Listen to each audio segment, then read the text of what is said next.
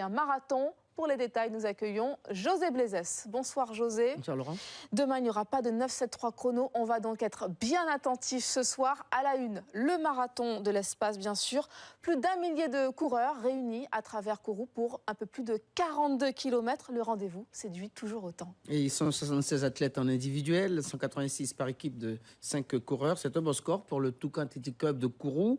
L'organisateur Habib Mosba de Perpignan va remporter d'ailleurs cette épreuve en 2h37 minutes et 15 secondes, loin du record de l'épreuve, 2h27 minutes et 44 secondes. C'est le reportage de Francky Benoît et Abel Parnasse. 14 individuels au départ. Il est pile 6h du matin et c'est le départ de cette 26e édition du Marathon de l'espace. Au menu, 42 km 195 à parcourir et dès le premier kilomètre, 2 athlètes font rapidement la différence. Habib Mosba de Perpignan qui est talonné par Eddie Boulat de la Guadeloupe. Chez les dames, Laurence Nog de l'équipe de Bouliac caracole déjà seul en tête. Alors que certains profitent pour améliorer le record personnel sur la distance, à mi-parcours, au demi-tour, dans l'ancien dernier espace, Habib Mosba décompone Eddie Boulat qui concède plus de 2 minutes et 30 secondes de retard sur le coureur de tête. Tandis que chez les dames, Laurence Nog garde toujours ses distances avec ses principales rivales. Au final, chez les messieurs, pour une première participation, Habib Mosba s'impose et couvre les 42 km 195 du parcours en 2h37 minutes et 14 secondes. J'étais venu dans l'objectif de la gagne, bien sûr.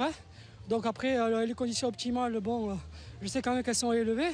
Donc au niveau chrono, je n'ai pas trop cherché le chrono, mais plutôt la victoire. Un parcours sélectif? Un parcours très sélectif, très rapide. Donc aujourd'hui, on a eu un excellent temps, donc un temps idéal pour le marathon. Donc les conditions étaient idéales. Deuxième Benjamin de Bois des Ardennes en 2h49 minutes et 16 secondes. Troisième Eddie Boulat de la Guadeloupe en 2h51 secondes. C'est pas un bon chrono parce que je pensais faire 2h35, 2h40. Mais j'ai craqué vers le 27e kilomètre. J'ai craqué et puis j'ai pas pu m'accrocher au premier. Et puis après, j'ai dit bon, j'étais dit, c'est pas grave, mais bon, l'essentiel c'est que bon, je termine, c'est ça le plus important.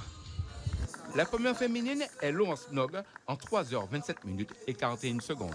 Satisfaite, tout le monde m'avait dit que moins d'une 30 c'était quand même une performance ici. Vu le climat, les conditions climatiques, le vent, donc satisfaite.